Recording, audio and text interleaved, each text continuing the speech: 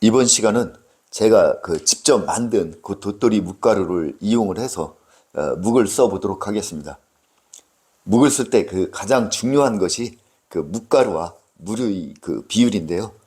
제가 지금까지 경험한 바로는 종이컵 기준으로 해서 묵가루 한 컵에 물 6컵 정도를 혼합했을 때가 가장 적당하다는 그런 결론을 얻을 수가 있었습니다.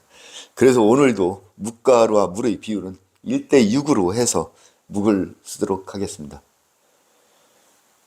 단 묵가루의 건조 상태에 따라서는 물의 양을 조금씩 적당하게 조절해서 혼합을 해주시는 것도 필요하겠습니다. 먼저 묵가루 지금 한 컵을 넣어주고 있습니다.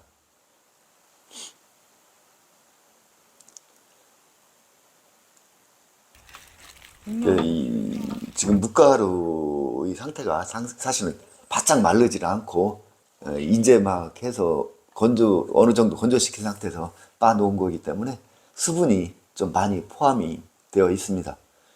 그래서 지금 꽉 채워서 6컵 정도는 조금 물이 많은 것 같다라는 생각이 들어서 약간 6컵이 안 될 만큼 그렇게 해서 물을 넣어 주도록 하겠습니다. 그리고 여기다 이제 들기름도 좀 넣어 주고요. 그다음에 소금도 넣어서 어느 정도 간이 될 수 있도록 이렇게 넣어 주시면 되겠습니다. 그럼 지금부터는 이제 끓여 주시면 되겠는데요. 처음에는 센 불로 끓여 주시되 주걱으로 계속 저어가면서 이렇게 해야지 밑에 달라붙지가 않거든요. 그래서 주걱으로 계속 저어가면서 센 불로 어느 정도 끓이다가 이게 좀 엉겨 붙었다라는 그런 느낌이 주걱에 전달이 되면 그때부터는 불의 세기를 좀 조절을 해서 중불 내지는 약불로 해갖고 좀 한참을 끓여 주시면 되겠습니다.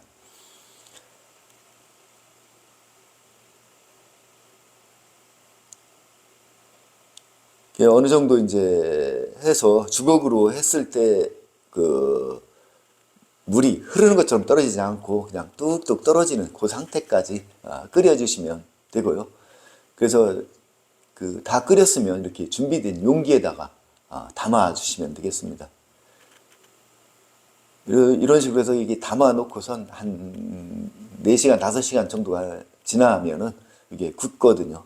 그래서 굳을 때까지 이 상온에서 보관을 해 주시면 되겠습니다. 지금 이 묵의 이 상태가 묵가루 종이컵 하나로 만든 양이 되겠는데요. 세 식구, 네 식구가 한 끼를 충분히 먹을 수 있을 만큼의 양이 되겠습니다. 그래서 한 4시간, 5시간이 지나고 나면은 이것을 이제 묵하고 그릇을 분리를 해야 되는데요. 이게 이거를 거꾸로 이제 뒤집어서 놨다가 이 상태에서 그릇만 좀 위로 올려서 빼 주시면은 묵의 형태는 그대로 남게 되겠습니다.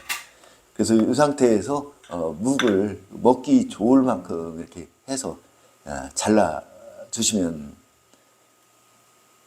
거의 이제 완성이 되겠는데요. 이것을 드실 때는 이제 간장을 만드는데 맛간장은 되게 이제 고춧가루도 조금 넣고요.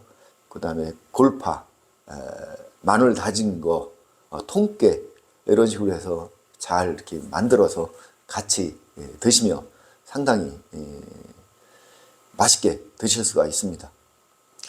이렇게 해서 묵은 완성이 됐고요. 이제 묵가루 만드는 과정을 음악과 함께 설명을 드릴 건데요.